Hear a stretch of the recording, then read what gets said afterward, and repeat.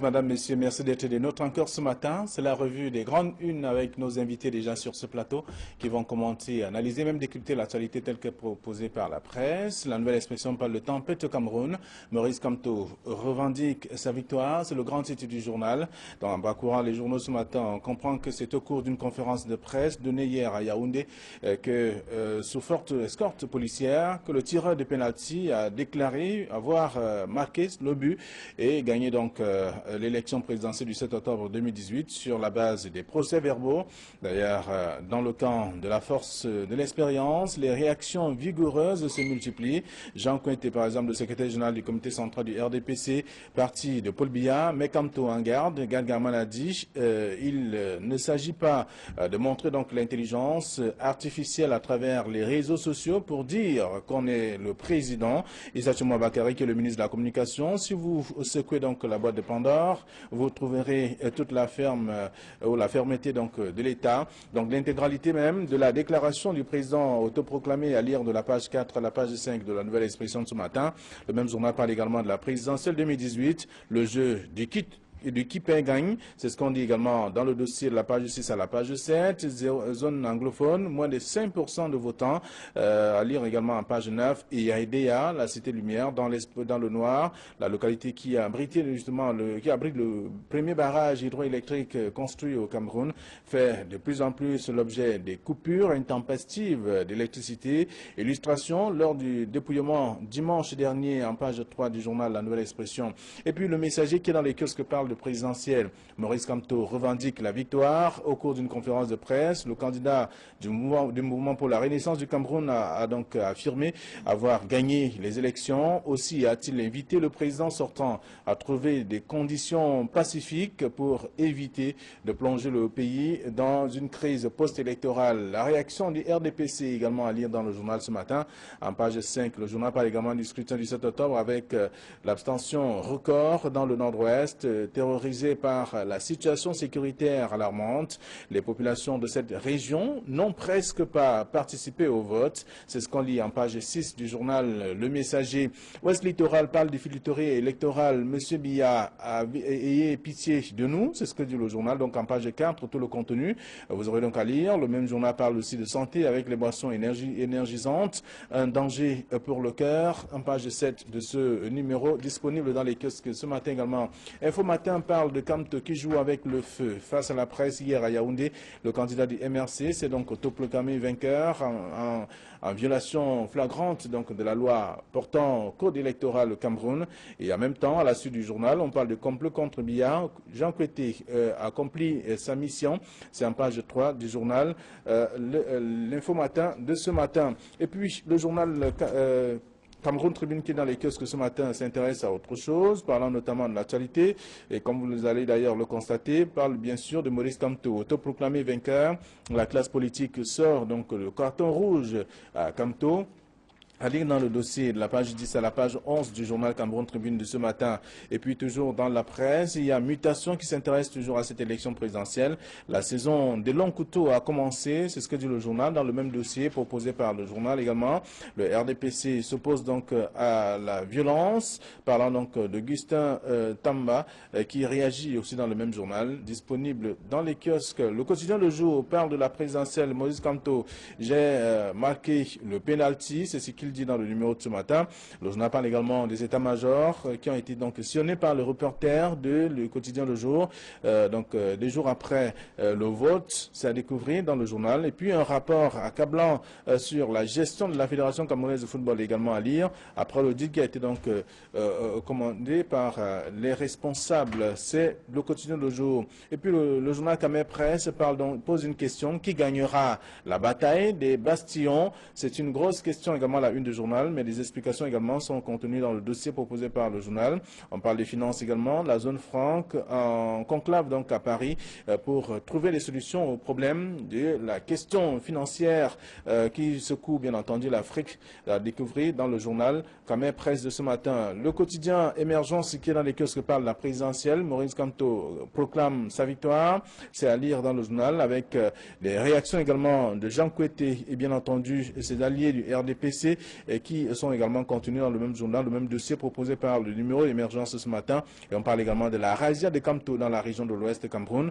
lors du scrutin du 7 octobre dernier. Des sujets bien d'autres à lire dans le même journal. Et puis le journal, le quotidien de l'économie qui est dans les kiosques parle donc de conjoncture. Le risque politique vire au rouge, c'est ce que dit le journal. C'est à la suite notamment des revendications de la victoire dans différents camps politiques, que ce soit du côté du RDPC ou alors de l'opposition. Tout cela contenu dans le journal ce matin.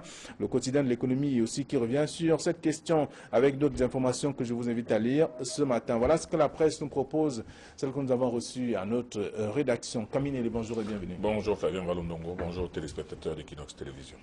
Donald Brice Kamga, bonjour. Bonjour Fabien, bonjour à l'ensemble de ceux qui prennent le plaisir de nous suivre ce matin. Merci d'être là également ce jour. C'est le deuxième jour de la semaine, la deuxième édition de la revue des Grandes Unes. La presse revient sur le même sujet, mais avec des traitements différents. On peut rester sur quelques titres ce matin, parlant de la nouvelle expression qui parle de Maurice Kamto qui revendique sa victoire. Le Messager qui a le même titre, Maurice Kamto qui revendique la victoire, avec une légère différence entre sa victoire et la victoire. Donc vous comprenez bien qu'il y a quand même des traitements différents de ces sujets à travers les tabloïds ce matin. Mais il y a une petite nuance, mais il faut dire que c'est l'information qui fait la une de tous les journaux. C'est le fait du jour qui, depuis la nuit, parce que toutes les radios traitent de cette fracassante information depuis la nuit. Et évidemment, les tabloïds ne pouvaient qu'en parler ce matin. Maurice Kamto qui a convoqué un point de presse dans lequel il a annoncé tout simplement que lui, le tireur de pénalty, a marqué le but et que c'est déjà fait. Donc, vous imaginez que au moment où on en est, beaucoup de personnes se disent que 48 heures après, on en est encore au comptage. Bon, si Maurice Kamto a annoncé sa propre victoire, sa victoire à lui, on se demande sur la base de quoi, de quels éléments. Peut-il dire qu'il avait des scrutateurs ou des observateurs partout à travers le Cameroun, au moment où les résultats ne sont pas encore centralisés? Bref, on se pose moult questions. Mais toujours est-il qu'il a mis les pieds dans le plat, il a lancé une information qui a suffi pour mettre le feu aux poudres, bien entendu, qui enflamme la une des journaux aujourd'hui. Voilà, donc dans son parcours, les tabloïds ce matin, il y a des réactions également du parti au pouvoir, le RDPC précisément, et quelques acteurs même de ce parti, et même de l'opposition aussi, puisqu'on a lu également Gaga Manadi qui fait savoir qu'il ne s'agit pas de l'intelligence artificielle à travers les réseaux sociaux pour dire qu'on est le président. Oui, c'est une sortie qui suscite beaucoup de remous dans la classe politique. C'est un véritable tollé qu'on a observé hier à Yaoundé. Mais je voudrais convoquer l'article 137 du Code électoral 2012 qui dit « Le Conseil constitutionnel arrête et proclame les résultats de l'élection présidentielle dans un délai maximum de 15 jours à compter de la date de clôture du scrutin. » Alors l'acte de proclamation est le terme proclamation est un acte juridique. Ouais. On ne peut pas dire que Maurice Kamto a proclamé les résultats de l'élection présidentielle, parce que pour proclamer, d'abord il faut avoir la qualité, ensuite il faut avoir les statistiques, c'est-à-dire le nombre de participation, le taux de participation, il faut avoir le nombre de bureaux de vote de personnes qui ont voté à travers le territoire national. Ce sont des chiffres qu'il n'a pas pu présenter hier à la presse. Disons que c'est un acte politique qui a été posé hier. La communication politique, on peut percevoir cet acte, on peut l'analyser comme une façon pour Maurice Kamto de mettre la pression sur le Conseil constitutionnel. Est-ce que dire qu'on revendique la victoire, c'est pas tout comme ce que vous avez expliqué tout à l'heure? Non, revendiquer la victoire, c'est pas proclamer les résultats. Parce que si on veut l'attaquer sur le plan du droit, est-ce qu'il a violé le code électoral, la loi électorale? Il y a des réserves à émettre. La proclamation des résultats, comme il l'a dit, c'est un acte juridique bien encadré. Or, lorsqu'il revendique la victoire, il a une présomption d'un politique sérieux. Sur quels éléments est-ce qu'il s'appuie pour dire qu'il a fait la mise lors de ce scrutin dimanche? Peut-être qu'il les a. Et en homme de droit et fin qu'il l'est, il n'a pas présenté les chiffres à Yaoundé. C'est en ce moment-là qu'on lui aurait mis en face sur la loi. Même si sa sortie, évidemment, jette un trouble. On est d'accord là-dessus. Mais sur le plan purement légal, il est juriste.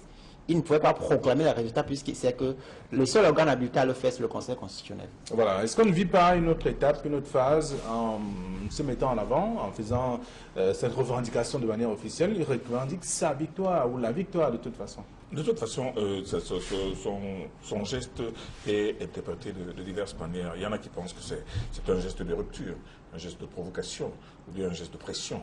Bon, d'autres sont restés prudents, parmi lesquels même les candidats à l'élection présidentielle, parce que Joshua Ossou, aussi lui, il dit que de toutes les manières, lui, il attend, il est un peu trop tôt pour se prononcer, il ne peut rien dire de tout. Gagra Manadji, lui, a fait tout simplement dans une réaction vive, dans laquelle il dit que, bref, il a tenu des propos peu amènes à l'endroit de la posture du professeur Maurice Kamto. Mais on peut se poser des questions quand même sur ce professeur de droit qui sait très bien que la proclamation des résultats est encadrée par des textes bien précis de loi et que pour s'autoproclamer, on doit quand même... Alors, Brice Kanga vient de nous faire un rappel de mémoire, en tout cas, en disant qu'il n'a pas... respecté la loi. Il n'a pas respecté. Il n'a pas dit qu'il est président, il ne s'est pas proclamé président de la République, mais il a dit qu'il revendique. Il a proclamé sa victoire. Il dit qu'il a gagné. Voilà. Il a gagné sur la base de quoi? Parce que Brice a bien dit, il a gagné sur la base de quoi? Sur la base de quels résultats? Sur la base de quelles statistiques? Sur la base de quels éléments? Comment on a dit c'est à travers les procès-verbaux qui lui sont parvenus. Non, mais si lui, il a déjà ses procès-verbaux, c'est une très bonne chose. Mais seulement, ce qui est inquiétant, plutôt par contre, moi, ce qui m'a inquiété dans la suite de cette proclamation, c'est surtout son adresse au chef de l'État. Il dit que lui, de toutes les manières, il demande à M. Paul Biya de faire tout pour procéder à la passation de services entre lui et l'autre, et que pour qu'on évite une crise post-électorale. Et quand il agite la menace de la crise post-électorale, c'est ça qui inquiète déjà les Camerounais, parce que cette crise post-électorale, cela voudra dire quoi? Et bien évidemment, ceux qui ont les yeux là, on les trouve, vont se dire que, peut-être que dès qu'il va faire ça, ces militants vont commencer à descendre dans la rue, ils vont commencer à brandir les cartes, nous avons gagné, et ça peut s'enflammer. Or, là aujourd'hui, les gens... Tout le Cameroun attend que les résultats soient proclamés par le seul organe qui est habilité à le faire. Le professeur Maurice Kamto, en prenant les devants et en proclamant sa victoire, on se demande bien pourquoi cela. Parce que lui, en tant que juriste, il sait très bien ce qu'il cherche et quelle est sa stratégie. En tout cas, il sait ce qu'il dit, et surtout avec la réaction du parti au pouvoir, la mise en garde également du ministre de l'administration territoriale. Oui, le ministre de la Communication qui a fait une sortie pour condamner. On ne pouvait pas attendre moins que ça du ministre de la Communication, qui lui-même s'est un peu amélioré la pédale lorsqu'il dit qu'on ne peut pas gagner l'élection au Cameroun sans gagner le Grand Nord, et que dans le Grand Nord, le chef de l'État a une assise. Lorsque tu le dis, c'est aussi une façon de dire que eh bien, le chef de l'État en tête, à partir de quels éléments, on le sait. Alors, toujours est-il que, comme je disais tout à l'heure, Maurice Kamto a une présomption, je dis bien présomption, d'homme politique sérieux. Je suppose que s'il a dit, il pourra avoir des éléments, qui lui sont parvenus, lesquels tu n'en sais rien.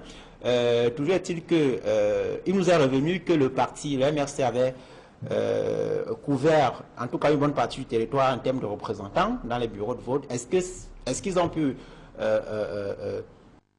l'ensemble des procès-verbaux, en tout cas au moins la majorité des procès-verbaux au niveau de leur état-major à Yaoundé, on attend de voir. Mais il y a une chose... Est-ce que ce n'est pas la presse qui joue le jeu ce matin? Non, la presse rend les faits. J'observe évidemment en fonction des lignes éditoriales que la presse rend compte de ce qui s'est dit hier. Il y a une chose importante qu'il faut préciser, c'est que la loi électorale, même si c'est une loi, d'accord, il faut la respecter, mais rappelons que même l'apartheid en Afrique du Sud était légal, hein, parce que lorsqu'on dit 15 jours, que fait le Conseil constitutionnel en 15 jours? Pourquoi 15 jours pour proclamer le résultat? Nous interrogeons la loi parce que c'est une loi qui, à mon sens, crée des problèmes plus qu'elle n'en résout. En 2018, on ne peut pas comprendre logiquement que après un scrutin comme celui de dimanche, on attend 15 jours. Je rappelle qu'au Mali, on n'a pas attendu une semaine pour proclamer les résultats de la dernière présidentielle. lorsqu'on le dit, c'est pour appeler les gens On vous dira que le Mali n'est pas le Cameroun. Non, le Mali n'est pas le Cameroun, ça ne veut rien dire. Ce sont des histoires qu'on entend ça et là. C'est un pays africain de niveau de développement comparable à celui du Cameroun. Donc, on ne peut comparer des choses que si elles sont comparables. J'aurais pu prendre l'exemple du Brésil. Vous savez que la présidentielle s'est tenue le même jour qu'au Cameroun, le dimanche. Et le soir, on savait que le candidat de l'extrême droite a gagné au Brésil. Donc, je n'ai pas voulu comparer un pays, le Cameroun, à un pays plus développé ou un pays le Brésil est un pays émergent du BRICS. En plus, on devrait s'arrimer. Non, je voulais faire une précision. Justement, je voulais faire une précision. Cette loi de 2012, le code électoral, il est comme il est avec toutes ses imperfections. Il faut critiquer cette loi pour qu'elle soit améliorée. Je dis 15 jours, c'est trop. En 2018, pourquoi? Parce que depuis dimanche, vous recevez des chiffres. Moi, j'en reçois dans mon téléphone. Vous en recevez, j'imagine. L'ensemble des Camerounais, même la grand-mère du village, reçoit des statistiques. Certaines sont aviées, certaines sont... et chacun se fait une idée. Certaines sont plus ou moins justes, d'autres pas. Certaines peuvent être manipulées, d'autres pas. Alors, quoi qu'il en soit, avec la nouvelle technologie, aujourd'hui, on ne peut plus comprendre qu'on attend 15 jours pour proclamer des résultats en 2018. Ça crée plus de conflits parce que, comme vous le disiez tout à l'heure, lorsque les gens reçoivent, les militants des formations politiques, lorsqu'ils reçoivent les chiffres, ils se font déjà une idée de l'issue du scrutin. Si le moment venu, l'issue n'est pas celle à laquelle ils avaient pensé, ça crée plus de conflits. Très bien. Donc, il faut améliorer cette loi qui est perfectible. Très bien. Camille, est-ce qu'on va déjà à ce jeu, comme le journal de la Nouvelle Expression le dit, le qui paie gagne? Qui perd gagne, non, moi je dis que c'est une boutade qui est assez acrobatique.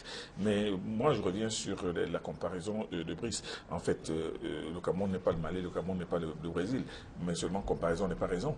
Moi je dis que ce n'est pas à l'analyse ou à la perception des résultats que l'on vous envoie par téléphone que vous pouvez vous faire une idée. Vous-même, vous avez dit, Brice, que ces résultats peuvent être manipulés, ils peuvent être vrais, ils peuvent faux. Alors vous savez bien qu'il y a eu des observateurs d'un jour, en tout cas chacun est allé, on a autorisé, et ce qui est d'ailleurs... Les observateurs, c'est-à-dire être présent au moment du comptage. Les observateurs d'un jour ont cette possibilité d'être subjectifs. On est observateur d'un jour, mais on peut observer et dire ce que l'on voulait voir ou ce que l'on veut voir. C'est la preuve à la preuve, parce que le téléphone, il n'y a rien à mystifier. Le téléphone n'est rien du tout. Le téléphone, vous l'avez dit, on peut le manipuler. Mais moi, je dis tout simplement que regardez la distance qu'il y a entre Kousseri et Maroua. C'est-à-dire que pour faire venir les procès verbaux de Kousseri à Maroua, c'est 305 km, mais on les fait en 12 heures. Alors imaginez, 12 heures.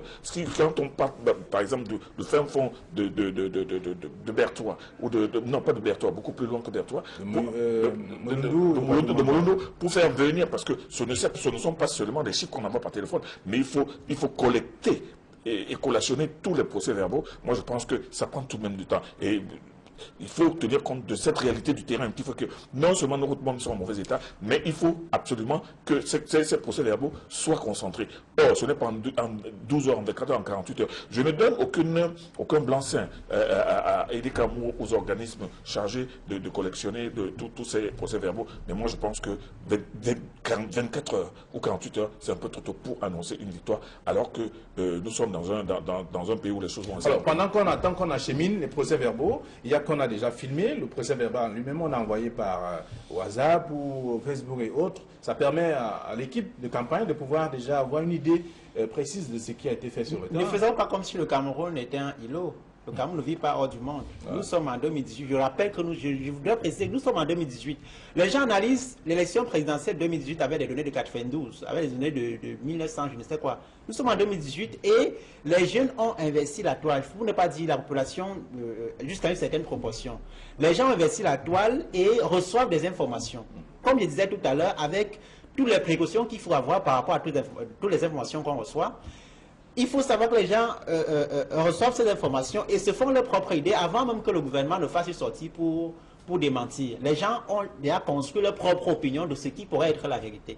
Donc, à partir du moment où il y a cet élément technologique qui va tellement vite. Vous parlez de Molondo tout à l'heure. À Molondo, il y a le téléphone. Sur la déclaration de Maurice Kamto, il y a justement que pendant le scrutin, il n'y avait pas de connexion Internet dans le Grand Nord de façon globale. Voilà, n'était pas très bonne. Donc, il y a ces chiffres du Grand Nord qui restent attendus. Donc, est-ce que lui, il a pu avoir les statistiques du Grand Nord? Parce que le Grand Nord, quand même, c'est un bastion important. C'est le principal vivier électoral. L'extrême Nord seul, c'est 1 million, près de 200 000 inscrits. Même si il nous a revenu que le taux de participation n'était pas assez important cette année dans la région de l'extrême nord. Donc, si Moïse Kamto a eu accès à ces chiffres du Grand Nord, est-ce que ce sont des chiffres qui lui sont favorables? On attend de voir. Il n'a pas le droit de le faire, de publier ces chiffres. Et comme je disais, en tant que juriste, il n'a pas fait hier. Il serait mis en marche sur la loi. Alors, donc, il sait ce qu'il fait. Alors, le jeu, je posais la question à Camille Nélé, parlant de cette présidentielle 2018. Le jeu du qui perd gagne, c'est ce que la nouvelle expression tente de dire également. Pour la première fois, on a vu au Cameroun, on a vu qu'il y a, avec l'avènement du multipartisme, donc le Cameroun qui a vécu une élection aussi différente, aussi particulière. Donc, une mobilisation aussi assez importante. Oui, c'est pour ça que je suis toujours surpris que les gens veulent nous ramener en 92. Ce n'est pas 92, ni 97, ni 2004, même pas 2011, même pas 2013. Il y a 2 ans ou 3 ans, la culture numérique qu'on a aujourd'hui au Cameroun, elle est tellement ancrée, évidemment, à une proportion qui reste à améliorer. Elle est tellement assez ancrée qu'on ne peut pas ne pas en tenir compte. On a eu interrogé des experts en TIC là-dessus qui estiment qu'aujourd'hui, il faut revoir, par exemple, la loi qui interdit aux médias de publier les tendances après un scrutin. Lorsque vous dites aux gens de ne pas publier les tendances, sur la toile, ça va tellement vite. Les gens publient. Quels sont les instruments légaux sur lesquels vous allez vous appuyer pour poursuivre les gens qui publient sur la toile? Au nom de quoi les médias doivent... Quelle est aussi, Brice, la fiabilité des chiffres publiés par la... Vous savez très bien que aussi bien on peut publier très vite, mais aussi bien on peut manipuler aussi. Je suis d'accord. Donc moi je dis donc qu'on ne peut donc pas prendre pour absolu des résultats qui sont balancés par Internet ou par marché, tout simplement parce qu'on peut les prendre, les manipuler comme on veut, les balancer. Or, le seul élément fiable d'évaluation, c'est les procès-verbaux eux-mêmes qui arrivent. C'est ce que je veux dire. Ce n'est pas une mauvaise chose que l'on prenne, par exemple, des postes qui vous viennent de Moulvoudaï ou de Kosséry. Mais le problème, c'est qu'il faut qu'on les confronte aux procès-verbaux originaux eux-mêmes. C'est ce qui est important. C'est pour ça que je dis aujourd'hui que ce qui se passe là aujourd'hui avec la proclamation, l'autoproclamation de professeur Moïse Kamto va certainement laisser des séquelles, mais seulement il ne faudrait pas que... Parce que moi, ce que je vois derrière d'assez pernicieux et d'assez dangereux, c'est cette éventuelle menace de déstabilisation de la paix sociale. C'est pour ça que le rôle de la presse est important dans ce que Camille vient de dire. C'est-à-dire qu'il y a ce risque de manipulation, de désinformation qui est évidemment très grand sur la toile. D'où le rôle des médias. Il faut que les médias recoupent, que les médias comparent les procès-verbaux qui sont envoyés. Et lorsque vous interdisez aux médias de publier les tendances, ça crée plus de confusion. Il faut améliorer cette loi. Lorsque je dis par exemple, je vais choisir 2 titres tout de suite. Je vous propose par exemple le titre d'Info Matin, comme toujours avec le feu. Par exemple, il y a Ouest Littoral qui dit filouterie électorale, Monsieur Billard, ayez pitié de nous. Alors, c'est pas exagéré un peu? Ce sont 2 journaux qui ont des tons qui sont connus. N'attendez pas autre chose d'Info Matin, qui a un positionnement éditorial connu de tous. N'attendez non plus autre chose de Ouest Littoral qui voit les choses d'une certaine manière. Quoi qu'il en soit, les faits sont là, on l'a dit. Ce que Moïse Kamto a fait, c'est un acte politique, c'est une communication politique. Vous savez que la Commission nationale de recensement général des votes entre en scène dès ce matin. Je ne sais pas si c'était dans son agenda de le faire, mais on peut quand même penser que la sortie de Moïse Kamto hier, peut-être... Mais on peut quand même comprendre que toutes les instances concernant le processus électoral sont en branle. Oui, avec vous, Flavien, vous savez que la loi prévoit que les antennes communales de l'ECAM ont 2 jours, 48 heures, à partir de la fermeture des bureaux de vote, à partir d'hier. Donc, les antennes communales ont jusqu'à ce soir pour envoyer leurs copies de procès-verbaux aux commissions départementales de supervision, qui ont, eux, je crois, 72 heures pour les envoyer à la commission nationale. Donc, si la commission nationale de recensement général de vote, qui est présidée par Émile Lessombert, le magistrat, je crois, s'est réunie dès ce matin.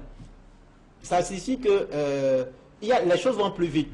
Peut-être que prévu, je n'en sais rien. Mais toujours est-il que cette sortie d'hier de Moïse Kamto, en attendant des éventuels recours, si jamais recours il va y avoir. Évidemment, les partis politiques ont 72 heures pour introduire d'éventuels recours. 72 heures après la proclamation des résultats. 72 heures après la proclamation des résultats, parce que sinon, elles vont se baser sur quoi pour déposer leur recours? on proclame les résultats et ensuite ces partis politiques à ce moment-là vont exciper leurs revendications. Mais seulement moi je dis tout simplement que au niveau des médias, vous venez de montrer deux médias, vous avez montré Informateur dont la ligne éditoriale est connue. Vous avez parlé de Ouest Littoral, mais Ouest Littoral, c'est un journal qui fait beaucoup plus comment dire, je ne dirais pas dans la provocation, mais dans le genre de l'esprit libre. C'est-à-dire on pourrait dire la même chose, d'Informatin. C'est-à-dire que s'il faut faire des appréciations au personnel... Tout à fait. Mais seulement quand, par exemple, moi, il y a un autre journal qui a fait ressortir la mise en garde de M. Kouetté, qui dit que quand on ouvre la boîte de Pandore, il faut s'attendre à la fermeture de l'État. Parce que la déclaration de M. Kamto est en train de provoquer des réactions diverses. Mais ces réactions ne sont pas forcément rassurantes, ni pour la paix sociale, ni même pour l'avenir immédiat, parce que il ne faudrait pas que non plus que certaines personnes descendent dans la rue en disant nous avons gagné et que d'autres disent que non, c'est nous qui avons gagné, parce que vous avez aussi vu dans un autre journal, M. Cabri Libi, qui lui n'a pas dit qu'il a gagné, mais il a dit qu'il est l'élu, ce qui n'est pas loin de l'autre, de la déclaration de l'autre. Alors, quand on va se retrouver avec plusieurs élus... Alors, chacun trouve une expression pour qualifier sa position. Pour qualifier sa position. Bon, il y en a qui sont encore prudents, comme monsieur aussi, qui sont prudents, mais on a vu Cabri Libi dit je suis l'élu. Bon, il est clair que les candidats ne se valent pas, il faut qu'on se le dise. Il est clair que les candidats ne se valent pas à cette élection présidentielle. Cabral Libi, sur le plan politique, comparé à Maurice Kamto, à Joshua aussi, on peut dire qu'il est moins pesant sur le plan politique. Donc, ce qui fait que une sortie de Cabral ne peut pas être prise avec la même envergure. Alors, vous voyez que c'est ceux qui sont habitués aux statistiques, on le classe quand même troisième à cet niveau. Oui. Vous savez que la personnalité est un facteur important. Vous voyez que depuis que Cabral Libi a fait sa sortie, il n'y a pas eu de réaction. Mais il a suffi d'un point de presse de Maurice Kamto à Yaoundé pour que le gouvernement soit en branle. C'est un élément qui permet d'apprécier le poids politique des uns et des autres. Oui, mais parce que Maurice Kamto surtout dit que non, monsieur le président, monsieur bien, je vous garantis la sécurité, on ne fera rien du tout. Ce n'est pas seulement pour cela, ce n'est pas tellement là. Oui, c'est un autre élément. Parce que c'est un autre élément qui, lui, a suscité effectivement des réactions encore plus vives. Oui. Et là, on apprend, selon bien entendu Cameroun Tribune, la classe politique sort le carton rouge. C'est à la suite notamment de la sortie aussi de Maurice Kamto. Bon, Cameroun Tribune reprend les sorties de Gaga Manadji, qui, sur le plan de la science politique, n'est pas un opposant.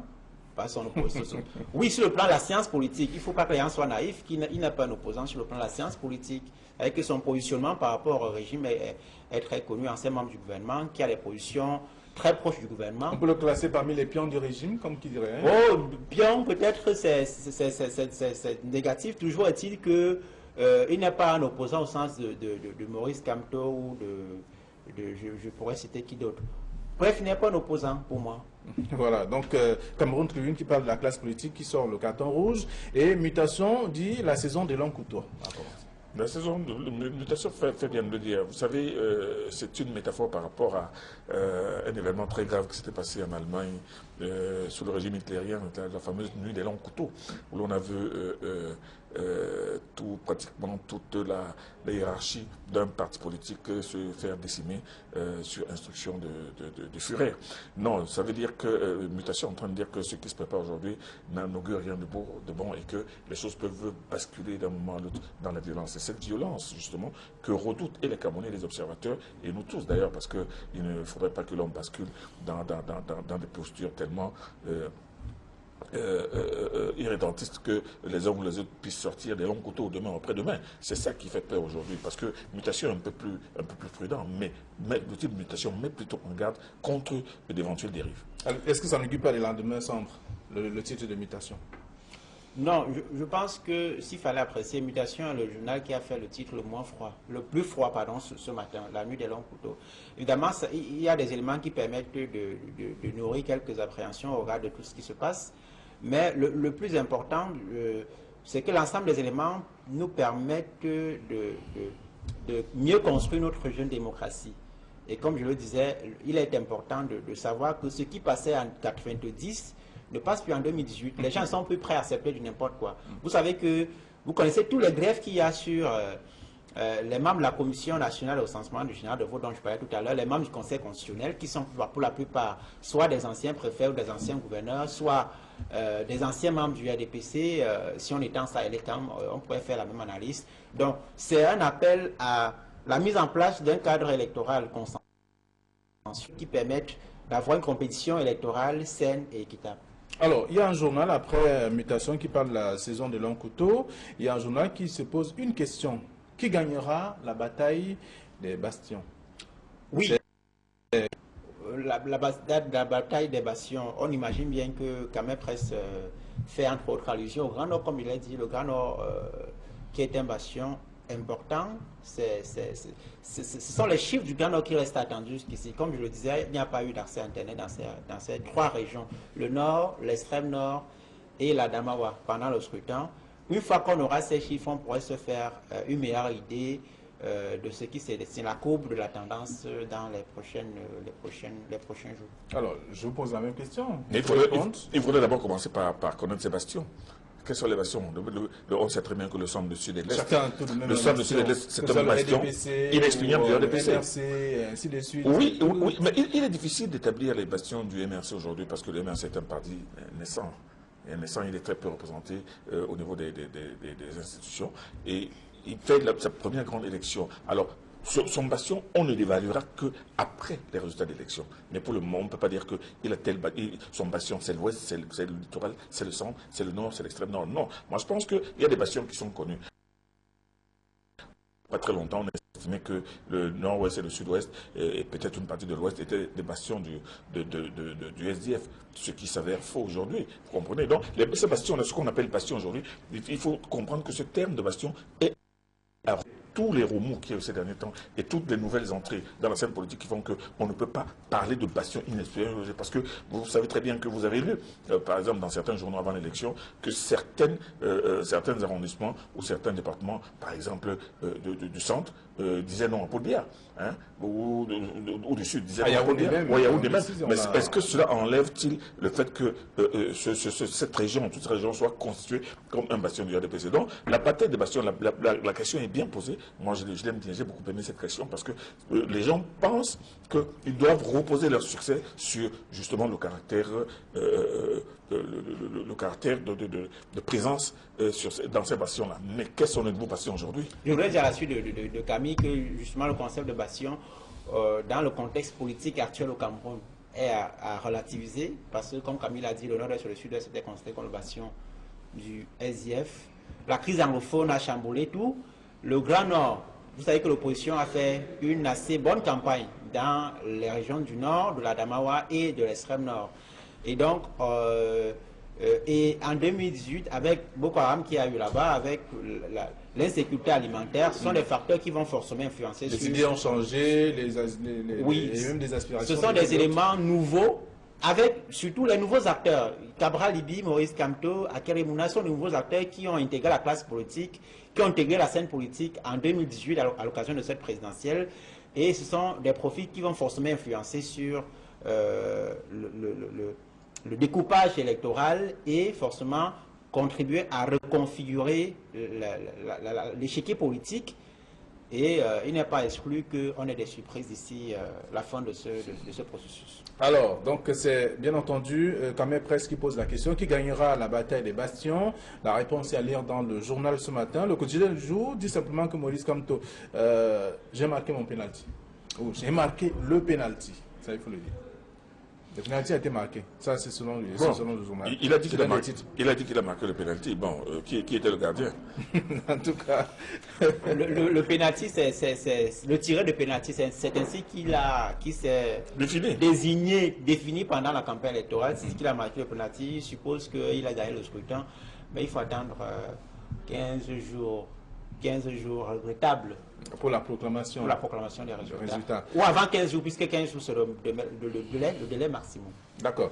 Alors, autre chose, le messager de ce matin parle du scrutin du 7 octobre avec l'abstention record dans les régions anglophones, le nord-ouest et le sud-ouest. Oui, l'organisation sereine du scrutin dans les deux régions anglophones, c'était l'un des principaux, sinon le principal défi du gouvernement, des pouvoirs publics de dimanche. il nous est revenu que dans des régions comme le sud-ouest, il y a eu des localités, tout comme dans le nord-ouest, des localités où il y avait moins de 10 personnes qui ont effectivement exprimé leur suffrage en raison du contexte sécuritaire que l'on sait dans ces deux régions-là. Alors, la nouvelle expression évalue tout cela à 5%. Oui, 5%. Je crois que le chiffre a été avancé par un chercheur de Crisis Group rencontré par la nouvelle expression. C'est une ONG qui a tiré la sonnette d'alarme sur les conséquences que la crise anglophone pourrait avoir sur le déroulement de la présidentielle bien avant ce scrutin. Oui, mais vous savez, moi, les analyses de Crisis Group, je ne les trouve pas toujours très fiables parce que c'est la plupart du temps des analyses assez tirées par les cheveux. 5%, je ne pense pas. Mais ce que moi je peux dire, c'est qu'il y a quand même eu vote à Bamenda, il y a eu vote à Abrea, il y a eu vote dans certaines villes où la présence des forces de défense. Justement, mais on ne peut pas le dire. Mais lui, Crisis Group, il a fait le tour en un jour. Moi, il ne faut pas exagérer. Moi, je dis qu'il y a eu une abstention record, ça je le reconnais, et l'abstention record, l'État et les camps ont tout fait pour qu'il y ait quand même élection. Il y a quand même élection, sachant très bien que cette élection était déjà grillée par la menace des séparatistes. D'ailleurs, on entendait des coups de feu du côté de Bamenda, ce qui n'a fait qu'accentuer la terreur des populations. Mais toujours est-il que les gens n'ont pas pu voter, n'ont même pas voté à 10%, voire 15%. Mais toujours est-il que c'est à cause de cette crise anglophone. Et ça, c'était le but des terroristes, c'était le but de ceux qui voulaient empêcher même la tenue de l'élection dans ces zones-là. Mais il y a quand même une élection. Donc, moi, je ne peux pas dire que nous devons nous féliciter du fait qu'il y a eu quand même une élection. Non, il n'y a pas eu élection, effectivement, parce que, à cause de la crise que l'on connaît. Mais cependant, l'État a tout de même démontré qu'il avait encore la capacité de pouvoir organiser des élections dans ces régions-là. Moi, je pense que c'est le plus important. On ne peut pas non plus commencer à mésestimer le fait qu'il y ait eu quand même élection dans le sud-ouest et dans le nord-ouest. L'un des éléments importants pour l'appréciation d'un scrutin, c'est le taux de participation. Vous savez qu'en 2011, on était à 62%, 62,82%, je crois, j'espère que ma mémoire ne me joue pas un mauvais tour. C'est un élément important, le taux de participation à un scrutin, c'est un élément important qui permet de mesurer la crédibilité d'un scrutin. Donc on ne peut pas négliger le fait que les gens ne soient pas rendus aux urnes pour choisir leur chef d'État. C'est l'un des moments les plus exaltants dans la vie d'une nation que de choisir son chef d'État. Et moi, je vais poser une question. Si, par exemple, le taux de participation dans tout le Cameroun, malgré la presque dizaine de candidats, n'avait été, par exemple, que de 40%, vous avez dit que cette élection ne vaut rien. Il y a eu élection, il y a eu un taux de participation, mais toujours est-il que ce taux de participation ne signifie pas tout simplement que... Mais quand même, Camille, s'il y a un taux de participation de 20% pour tout le Cameroun, est-ce que c'est... Il y a problème. Justement, c'est la raison, je pense que c'est... Nous sommes d'accord, nous sommes d'accord, mais seulement... 5% quand même. Mais nous devons comprendre aussi le fort taux d'abstention du sud et du nord-ouest. C'est-à-dire que ne pas seulement nous dire qu'on dit qu'on doit savoir que c'est cela. Alors, il y a cette crise sécuritaire qu'il y a dans le nord-ouest et le sud-ouest, mais dans le reste des autres régions, il y a la méfiance vis-à-vis du processus électoral. C'est-à-dire qu'il y en a qui estiment que le jeu est fait d'avance, il y en a qui estiment que les acteurs ne sont pas assez sérieux. Bref, cet ensemble de facteurs font que le processus électoral, la crédibilité du processus électoral n'est pas encore à son optimum. Il est important d'y travailler. Et vous avez posé la question tout à l'heure à Camille. Si on a un taux de 20% au Cameroun, le taux de participation de 20%, ça rend moins légitime celui qui sera élu. Voilà, donc on comprend également qu'il faut s'appuyer sur ce plan, ce volet aussi qui semble important. En même temps, puisque vous avez évoqué quelques couacs qui ont amené à certaines personnes à ne pas s'intéresser au processus, je voudrais dire à aller aux urnes. On a également noté quelques irrégularités selon le journal Émergence qui fait savoir que beaucoup de choses n'ont pas pu marcher sur les listes électorales. Les noms n'étaient pas classés par ordre alphabétique. Les achats de conscience n'existaient pas. Et en même temps, des décédés dont les noms se retrouvaient encore sur ces différentes listes aussi. Oui, ce sont des éléments à prendre en compte. Il ne faut pas prendre les critiques comme étant une volonté de nuire. Non, c'est ça qui dérange au Cameroun. C'est-à-dire que lorsque vous critiquez, on se dit que vous êtes contre le gouvernement ou que vous avez des intérêts, vous êtes de mèche avec une ONG, je ne sais pas trop. Crisis Group dont on parlait tout à l'heure a fait un rapport, je crois l'an dernier, projetant les conséquences que la crise anglophone pourrait avoir sur la situation politique, sur la vie politique au Cameroun, en indiquant que on courait vers une insurrection armée dans la région du nord-ouest et du sud-ouest. À l'époque, le gouvernement avait voit l'hégémonie carrément, c'était avec ce que le ministre de la Communication a chassé Crisis Group du Cameroun. C'est ce qu'on est en train de vivre aujourd'hui. Donc il ne faut pas toujours prendre les rapports comme étant des volontés de nuire à un pays. Non, je ne suis pas d'accord avec vous. C'est-à-dire que quand Crisis Group faisait état de cette éventualité. Ce sont des lanceurs d'alerte. Non, cette éventualité, ce n'était pas par rapport aux séparatistes. C'était par rapport aux frustrations qui étaient déjà observées sur le plan des revendications séparatistes. Crisis Group n'a pas vu venir les séparatistes. Vous comprenez? Et Crisis Group, pendant l'expression des séparatistes, a été l'une de ces ONG qui parlait justement du massacre des populations par les militaires. C'est pour ça que moi je dis qu'il faut faire attention. Le Crisis n'a jamais particulièrement fait ressortir le fait du massacre de ces ONG sur les populations et sur les militaires. Alors on voit bien que quand ça commence, il y a toujours des extrêmes. Il y a des extrêmes. Et voilà que ça... Mais c'est pour ça que ces extrêmes, il faut les juger, il faut les apprécier, les appréhender avec froideur, pas avec une certaine volonté uniquement de faire le buzz. Hein? Oui. Flavien, en un seul mot, l'analyse parcellaire des rapports internationaux ne nous arrange pas. Vous savez qu'il y a un rapport de Amnesty International qui avait été pendu sur la guerre contre Boko Haram à l'extrême nord. Le gouvernement avait mis en place une commission au ministère de la Défense pour proposer une contre-enquête. Jusqu'aujourd'hui, j'attends toujours cette contre-enquête. Très bien. Merci à vous, Donatrice. Merci d'être venu sur ce plateau. Je vous en prie. Camille, les merci également. Je vous souhaite de passer une agréable journée. À vous également. Merci d'avoir été nombreux à suivre davantage de ce programme. Demain, nous serons encore sur ce plateau pour débattre des sujets traités par la presse. Bonne journée à tous. Au revoir.